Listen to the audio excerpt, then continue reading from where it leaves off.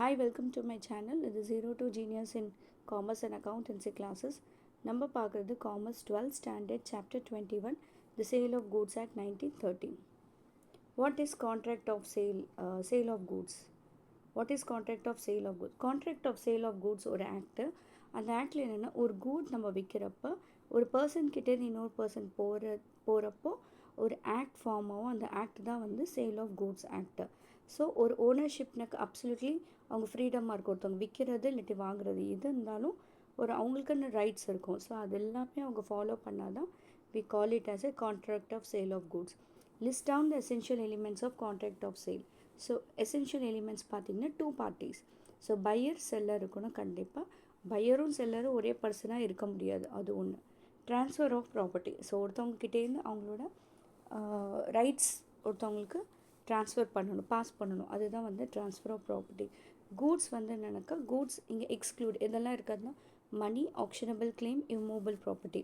கூட்ஸ்னால் என்னென்ன வரும்னா stock, shares, growing crops, goodwill, patent, trademarks, copyrights இதெல்லாம் கூட கூட்ஸில் தான் வரும். ப்ரைஸ் இருக்கணும். கண்டிப்பாக ஒரு கான்ட்ராக்டில் ப்ரைஸ் இருக்கணும். Next include both sale and agreement to sale. Just signed இருந்தால் போதும். What is mean by good? குட்னா என்னது? It is a contract subject matter of good இல்லாமல் ஒரு கான்ட்ராக்ட் ஆஃப் சேலே கிடையாது. இதில் வந்து கூட்ஸ் மட்டும்தான் இருக்கும், சர்வீசஸ் இருக்காது. இதில் எது இருக்கும்? Movable property, stock, share, growing crop, goodwill, patent, trademarks, copyrights. Okay, எதெல்லாம் இன்க்ளூட் ஆகுதுன்னா money, actionable claim, immovable property. Contingent good. Contingent குட்னா உங்களுக்கு இந்த எக்ஸாம்பிள் பார்த்தா தெரியும். Contingent good it's depends on the condition. So இதில் பார்த்தீங்கன்னா ஒரு எக்ஸாம்பிளாக ஒரு பாஸ்மதி ரைஸ் நான் ஆர்டர் பண்ணேன்.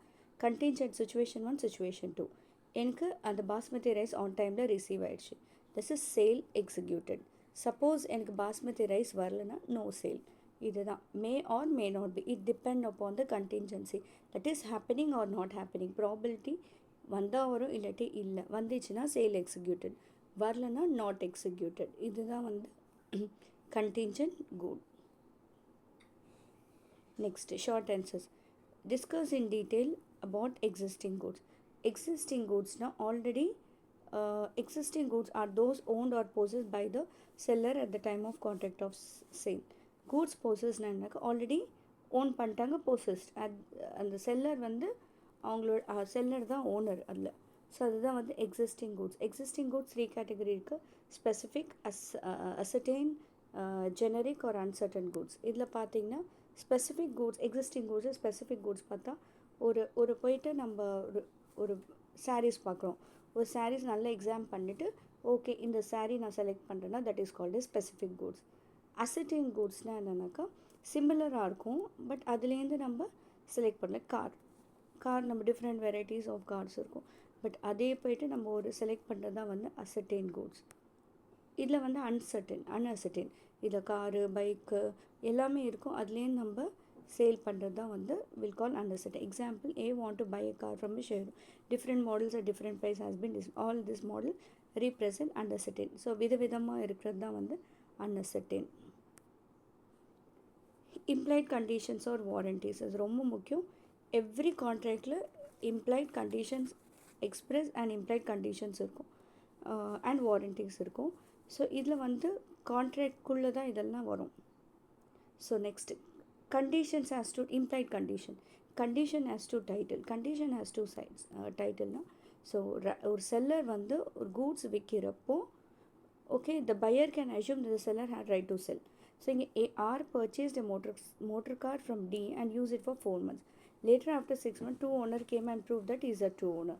In this case, R has to refuse the truth. இதில் என்னென்னா யாரோட பொருள் அவங்க தான் விற்க முடியும். மற்றவங்க பொருள் விற்றா அது வந்து கான்ட்ராக்டே கிடையாது. That does not comes under கான்ட்ராக்டில் வராது. That's call condition has to title. Condition has description. So எப்படி சொல்லணும்னா அப்படியே தான் பண்ணணும். ஸோ எனக்கு இது மாதிரி வேணும்னா அது மாதிரி தான் செஞ்சால் it is called contract, illati it is not a contract. Example வந்து A bought machinery from B who described as just 1 year old. Buying the machinery using for a month, it came to know it's a very old machine. So of course 1 year machine சொல்லிட்டு வேறு ரொம்ப பழைய machine விற்றாங்க. So அப்போ இந்த contract நம்ம cancel பண்ணிக்கலாம். Because it is based on the description, condition as to description. Sale by sample, இதுலேயே உங்களுக்கு தெரியும், நம்ம ஒரு ரைஸ் வாங்கலைனாக்கா ஒரு சாம்பிள் பார்த்து, நம்ம ஒரு ஸ்வீட் வாங்கினாக்கா ஒரு சாம்பிள் பார்த்து வாங்குவோம். எதுக்கு சாம்பிள் வாங்குவோம்? ஸோ சாம்பிள் வாங்கினா அதே மாதிரி தான் இருக்கும்னு சொல்லிட்டு. ஸோ சப்போஸ் அது மாதிரி இல்லைன்னா அது வந்து நம்ம கேன்சல் பண்ணிக்கலாம். Next, condition is quality R fitness. So ஒரு ப்ராடக்ட் வாங்குறப்போ, ஒரு பொருள் வாங்குறப்போ குவாலிட்டி அண்ட் ஃபிட்னஸ் இருக்கணும்.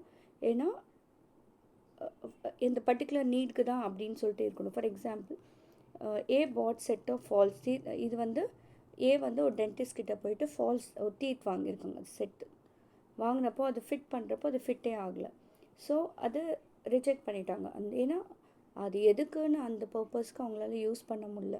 ஸோ அப்போ வந்து he can cancel that as per the condition to quality or fitness. Conditions add to merchantability. Like if the goods are bought by description, seller is a dealer of the description. Suppose example பாருங்க, a watch that will not keep time. So எந்த பொருள் அதுக்கு தான் நம்மளுக்கு use பண்ணணும். For example, pen எதுக்கு எழுதுறதுக்கு, watch எதுக்கு டைம் பார்த்துக்கிறதுக்கு. ஸோ ஒரு விஷயம் இன்னொன்றுக்கு ரிலேட்டட். சப்போஸ் அது இல்லைனாக்கா அது பொருளே கிடையாது. ஸோ அப்பயும் கேன்சல் பண்ணிக்கலாம். Conditions has to wholesomeness. So நம்மளுக்கு ஹோல்சம்னஸ்னாக்கா குவாலிட்டி இருக்கணும், right? For example, eatable goods related, like eatable goods quality, quantity எல்லாமே இருக்கணும். ஸோ இங்கே வந்து எஃப் வந்து மில்க் வாங்கினாங்க ஏ டைரியிலேருந்து. அதில் வந்து மில்க் வந்து கண்டாமினேட்டடாக இருக்குது, அதனால டைஃபாய்ட் ஃபீவர் வந்தது. ஸோ அந்த எஃப் வந்து ஒய்ஃப் வந்து இறந்துட்டாங்க. எதுக்குன்னா இது பால் கன்சியூம் பண்ணதுனால. அண்ட் அஃப்கோர்ஸ் அவங்க வந்து இந்த பால்காரவங்க வந்து is liable to pay the damages. Condition implied by trade usage. So ஒரு எக்ஸ் வந்து ஒரு சர்டன் ட்ரக்ஸ் வந்து விற்கிறாங்க ஆக்ஷனில். In the auction sale, there is a trade union to declare any defect in the goods, but X sold to without any declaration. Later, such were goods found to be defective. In this case, Y can claim refund. இதில் வந்து X வந்து goods வந்து ஆக்ஷனில் sale பண்ணாங்க.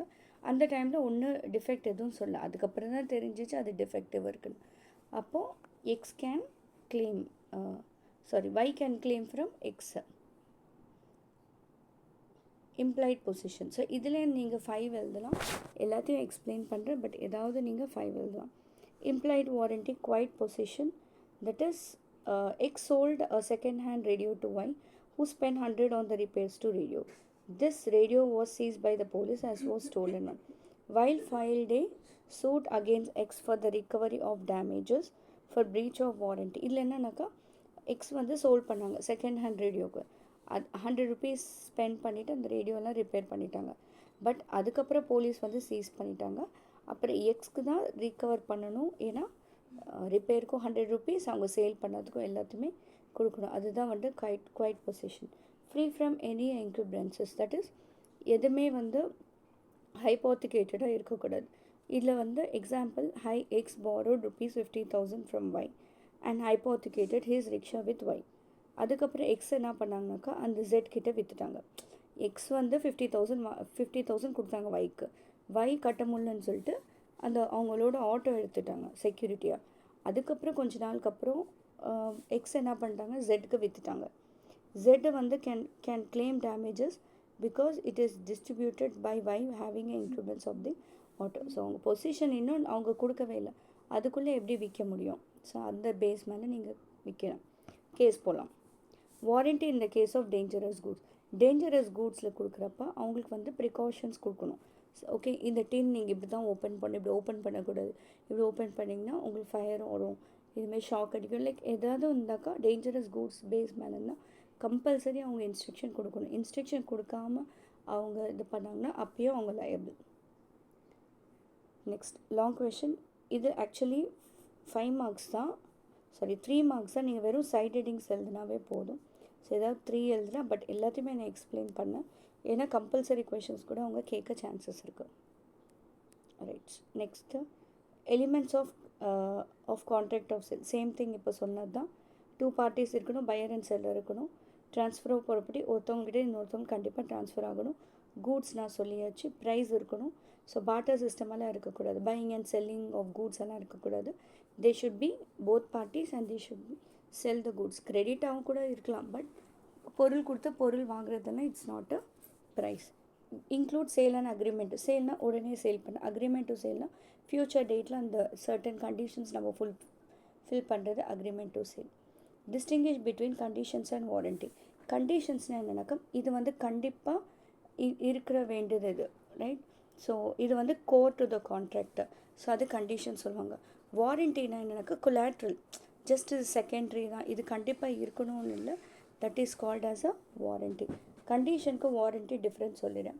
கண்டிஷனுக்குனாக்கா suppose இந்த இதுதான் problem, இப்படி தான் வேணும், அது ஒரு ஃபார் எக்ஸாம்பிள் நான் வந்து ஒரு ஃபோன் வாங்கியிருக்கேன். ஃபோன் வாங்குகாட்டி எனக்கு வந்து ஆக்சுவலாக ஃபுல்லாக ஒர்க்கே ஆக மாட்டேங்குதுனாக்கா அது மெயின் கோர் கான்ட்ராக்டே அது வந்து டிஃபெக்டிவாக இருக்குது. ஸோ அப்போ நான் இட் கம்ஸ் அண்டர் கண்டிஷன்ஸ். வாரண்டிஸ்னால் நான் வந்து ஃபோன் வாங்கினேன், ஜஸ்ட்டு பின்னாடி எனக்கு வந்து அந்த ஸ்க்ரீன் வந்து சின்னதாக டேமேஜ் ஆகிருக்கு. அப்போ நான் என்ன பண்ணேன், அந்த டேமேஜ் மட்டும் நான் ரிகவர் பண்ண முடியும். அது வந்து என்ன சொல்லுவாங்கன்னா வாரண்டின்னு சொல்லுவாங்க. இதுதான் example. Conditions and warranties. It is stipulated to the main contract. It is collateral. Significance பார்த்தீங்கன்னா இது வந்து பிரேக்கிங் பண்ணால் அதுக்கு ஃபுல்லாகவே கான்ட்ராக்டே கேன்சல் ஆகிடும். இது சப்சிடி, ரிவோக் பண்ணலாம் அந்த கான்ட்ராக்ட், அவ்வளோதான்.